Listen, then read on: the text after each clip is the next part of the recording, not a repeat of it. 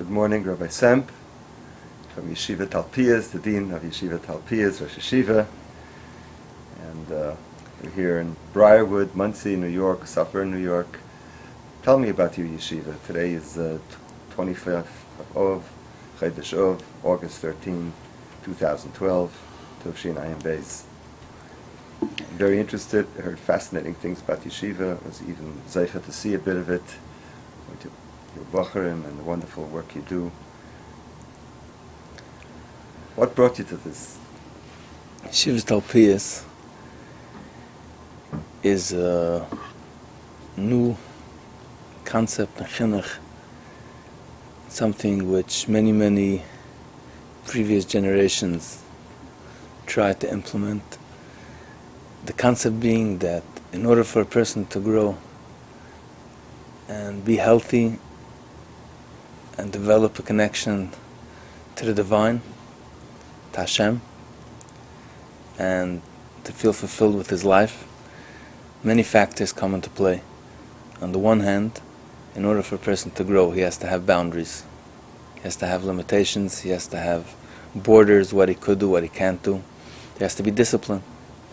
On the other hand, in order for a person to grow, there has to be an inner meaning, there has to be love, there has to be compassion, there has to be passion, there has to be many different emotions playing in tandem to connect him to the meaning of life. So what we did in Yeshiva Tel Talpios is we created an environment where on the one hand there's a very regimented disciplinary system where the boys carry a responsibility of running their own day. The boys in Talpios daven for the Amid every single morning when we daven Shachris. What age boys do you have? We have boys from 13, 14, 15, 16, high school age boys. And these boys are coming many times from backgrounds of having either specific learning difficulties or in many instances a behavioral issue. And what we're doing is we're providing them with the opportunity to be responsible over their own lives. So in running the day-to-day life within the yeshiva, the burden of that lies on the shoulders of the boys themselves. So the boys have to daven for the Amid, which in many instances you have a boy who says, I can't. But he does it anyway, and nobody laughs. And he learns that he could. And then, as the day goes on, they prepare their own meals. How do you make that happen, that no one laughs? One of the primary goals that we have is that the boys should be in tune with their own feelings and with their own emotions. And we make a very big deal about realizing what you're doing and the effects of it.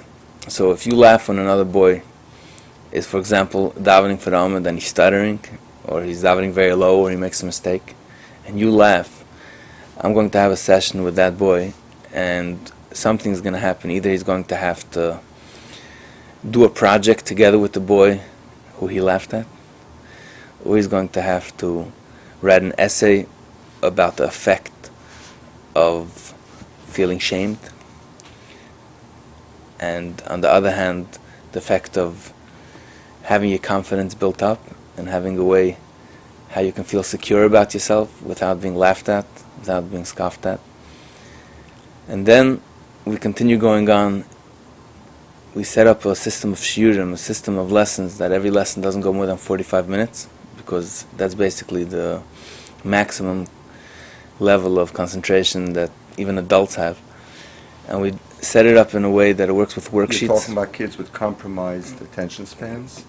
These boys have compromised attention spans, some of them, but even adults who don't have compromised attention spans, research has shown that more than 45 minutes is going overboard. And even on a 45-minute session, if you want it to be a valuable session, you want it to produce something worthwhile, there has to be strategic learning points along the way, like guideposts along the way. Then when you can stop like every 10 minutes, every 12 minutes, and you can Pause. You can pause and you can review and make sure that you actually got the concept. So on that end, we created many worksheets on many different levels. But these are not kids who necessarily, like the rest of the Western world today, or the whole world, with the text and email addiction, and that also adds to that problem, complicates it with the shortened attention span of contemporary people. That's correct. I actually saw from Shlomo Freifeld, who was the Rosh Yeshiva in Shar Yoshev, legendary Rosh Yeshiva, where in the Reb Shlomo book they write that he told his Talmidim, who were teachers, never to go more than 9 minutes in a stretch, never to speak more than 9 minutes in a stretch, being that children who were brought up in a radio era generation get advertisements approximately every 9 minutes, and the attention span of the entire generation was compromised not to be able to go more than 9 minutes. And it's true. So then today it's 30 seconds? It's 30 seconds. And I really don't know. I just said something. The concept is that the boy has to have a requirement where he has to take the information he's getting and do something with it, either on paper or with his hands.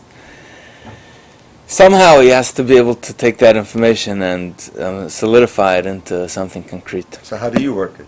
So we have many different projects. We try to learn things which are extremely practical in nature.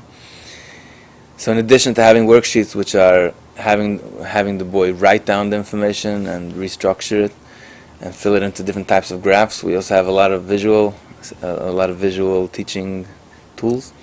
In addition, we also do a lot of learning projects, hands-on projects. Everything we can do practically we do. We have our own matzah bakery before Pesach, before Rosh Hashanah we make shofris, we knip our own tzitzis, we've made wine, we've taught them how to fillet fish. Hands-on Yiddishkeit. Hands-on Yiddishkeit is an extremely powerful tool that we employ to our benefit, Baruch Hashem. It sounds that would be good for every Yid, not just for kids who have certain challenging situations. It's definitely the case that Shulchan Aruch was written as a manual for people who were actually practicing hands-on Yiddishkeit, not for people who went to work and used that money to pay other people to be Jews for them. It's about being a Jew yourself. And it's extremely powerful when you think about a mitzvah and you actually create it with your own hands and then you enjoy it. It creates a bond and a connection that's impossible to be gotten any other way. How many bochorim, how many boys do you have presently in your school? We have 30 boys in Yeshiva Tel Talpios, and we hope with Hashem's help to expand it as time goes on and to create this as a model system that any person who's interested in raising their own children, or any school that's interested in finding a method or a system that actually brings concrete results, should be able to implement it and see the fruits of their labor. What, in an immediate sense, what would enhance your work, your special work and success? Mostly, what is foremost important at this point in your work? It's extremely important. People don't realize the cost of running such an operation. If you have classes that have 10 boys per class, which is what we have.